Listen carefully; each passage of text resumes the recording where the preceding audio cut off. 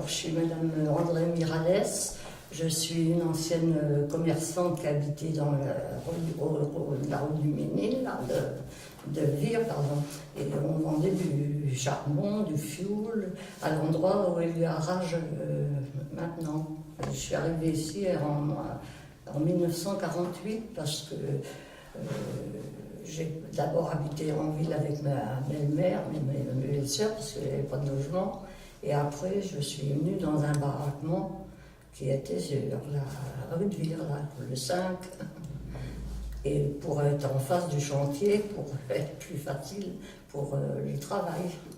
Avant la guerre, c'était une carrière. Et il y a eu donc, pour la reconstruction, ils ont mis des baraquements sur le bord pour faire tout ça. Et après, on a acheté le terrain avec mon mari et ses frères. Et mon mari a appris le projet sur le journal, sur Ouest France, parce qu'il lisait, pendant que les camions se vidaient, il lisait le journal Ouest France.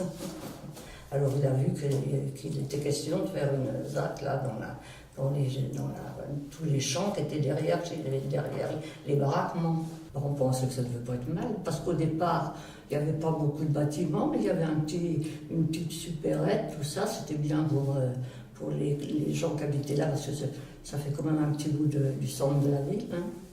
Alors au départ, oui, puis tout le monde était content d'avoir un logement à l'époque. J'étais présente à la première pierre, qui était, d'après les baraquements, un petit peu plus haut. Il y avait certainement des personnalités, je ne saurais pas trop vous dire, parce que je veux dire, ça fait un certain moment. Hein.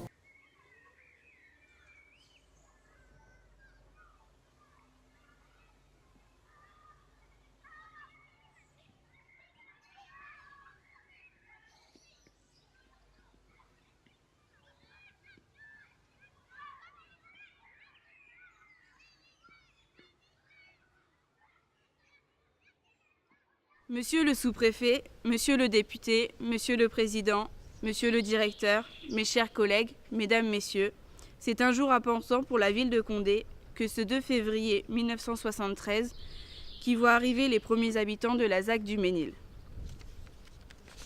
Au cours de nombreuses réunions de chantier, j'ai vu le sérieux et j'ai pu apprécier la qualité du travail fourni par les entreprises, je les félicite.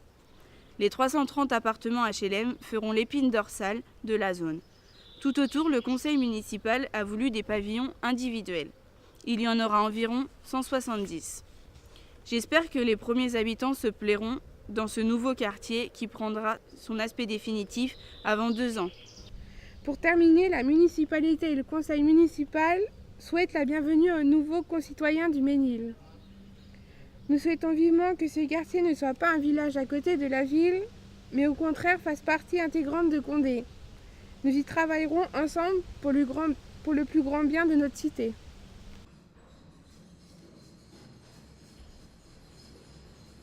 Enfin, la ZAC du Ménil est habitée. Jolie, sympathique, agréable. Les qualificatifs ne sont plus assez nombreux pour donner l'impression que l'on ressent lors de la visite de l'appartement témoin. Vaste pièce lumineuse, moquette partout, à l'exception de la cuisine. Volet pliable en matière plastique. Salle de bain adorable avec une très agréable baignoire. Cuisine suffisamment grande pour y faire de bons petits plats. Vide ordure, évier avec eau chaude et froide. Four moderne. Prise d'antenne pour la télévision. Petit coin et recoin. Placard ici et là. Vraiment, ces appartements sont des logements de standing. Donc là, c'est le numéro 12. Là, c'était le numéro 10, là où j'habitais. Là, le numéro 8. Et etc. Après, il y avait jusqu'au numéro 2. Voilà. Ici, il y avait une petite arche qui nous emmenait derrière, sur les terrains qui étaient derrière. Donc là, on avait des grandes pelouses avec des grands sapins. Voilà. Là, c'était plein de petits graviers. Voilà. Donc moi, j'habitais ici. Au premier étage, l'appartement 56, c'était un F6. C'était des très grands appartements. Voilà. Donc ici, après, il y avait encore toute une ligne de HLM. Voilà. Donc, un petit peu plus loin ici, on avait notre rond-point, voilà, avec nos gros rochers. Voilà, comme ça, où je passais souvent tous mes après-midi avec les copains et les copines. Voilà. Donc ici, on avait des grands terrains de pelouse où on jouait au foot. Enfin, où les garçons jouaient au foot, hein. Nous, on les embêtait plus qu'autre chose. Voilà. Là, c'était tous les arbustes où on faisait des cabanes. Je fais des ronds pour les arbustes. Hein. On faisait plein de cabanes à l'intérieur. Le 8 et le 10, c'était des grands appartements, donc c'est des familles très nombreuses. Et c'est vrai qu'on jouait souvent tous ensemble. En plus, à l'époque, la télé, on ne regardait pas autant la télé que maintenant. On n'avait pas les jeux vidéo, on n'avait pas tout ça. Donc souvent, on se retrouvait tous dehors, tous les enfants. En plus, on avait tous à peu près le même âge dans les familles. Et puis souvent, on se donnait rendez-vous dehors, on s'appelait, et puis tout le monde partait jouer ensemble.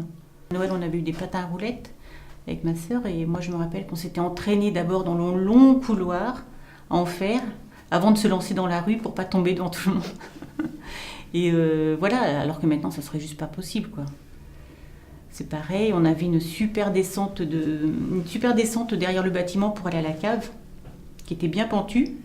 Et l'hiver, quand il y avait de la neige, on prenait soit une luge, soit des sacs en plastique pour ceux qui n'avaient pas de luge, et puis on se lançait dans la descente, et puis on se faisait arrêter par le mur qui était en bas. Mais on passait des super après-midi. Si on allait jouer au grand jeu, par exemple, qui était quand même un petit peu loin du 10, moi, maman, après la méthode de ralliement pour qu'on rentre manger, c'était elle ouvrait la fenêtre et elle nous appelait. Voilà. Donc petit, on s'en moquait, on savait que dès qu'on entendait sa voix, on rentrait, il n'y avait pas de souci. Mais en grandissant, on lui dit non, t'arrêtes de nous appeler. T'arrêtes parce qu'on a trop la honte. Et puis surtout qu'à l'époque, il y avait très peu de parents qui utilisaient cette méthode. Hein.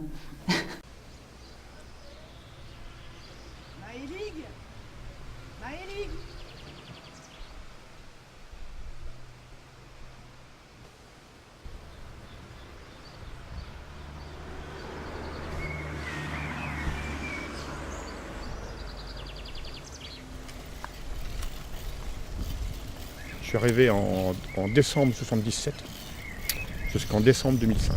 La première tournée, c'était sympa. Ouais. Je suis sorti du centre de tri, je faisais la nuit. Je me suis retrouvé au grand air. Je crois que je ne sais plus en quelle année c'était conçu, ce 70, je crois, 1970. Hein. On était en plein boom, hein. C'était vraiment en plein boom. Hein.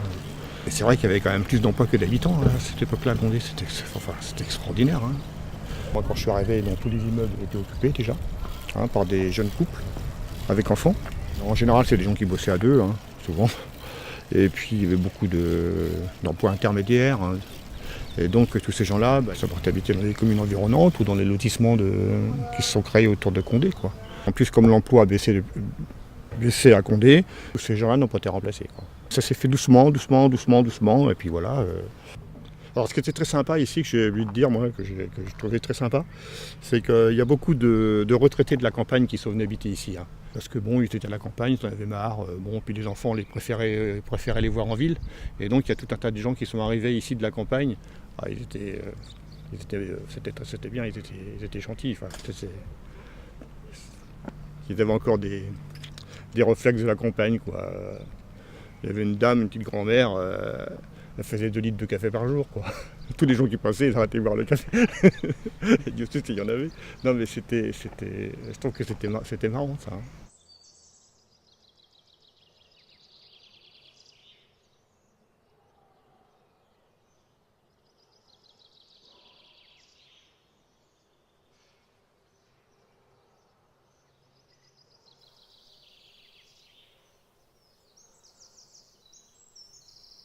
Je voudrais aussi vous dire quelques mots au sujet des écoles.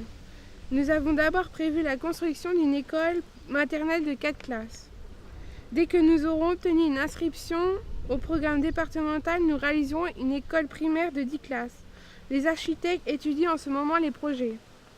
Moi, j'y suis venue pour la première fois en 1976, en conférence pédagogique, ça venait d'ouvrir.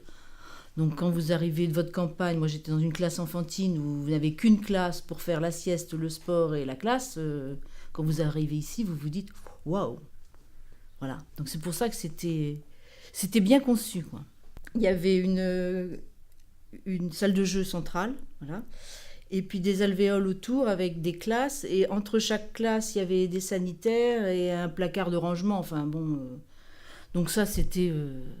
Chacun avait son autonomie, quoi. Les enfants pouvaient aller aux toilettes tout seuls, puisque c'était à côté de la classe. Enfin, il y avait des choses comme ça.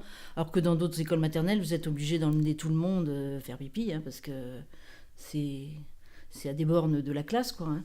Donc là, ça, c'était révolutionnaire, quoi. Puis c'était bien pour le quartier. Les enfants venaient à l'école, partaient à pied, rentraient à pied. Enfin, c'était bien, quoi. Moi, je suis restée là que 3 ans. Parce que ma classe a fermé. Faute d'effectifs, là, cette fois. Donc, elles sont restées à 2. Et donc, il a fallu que je change de poste, quoi. On a fermé cette école-là pour laisser ouvert l'école Albert Camus, où c'est du préfabriqué et qui est fermé maintenant depuis cette année, quoi. Donc, c'était un peu un arrache-cœur, quoi, de laisser une école fonctionnelle pour se retrouver après dans des écoles, dans une école maternelle pas du tout fonctionnelle. Hein.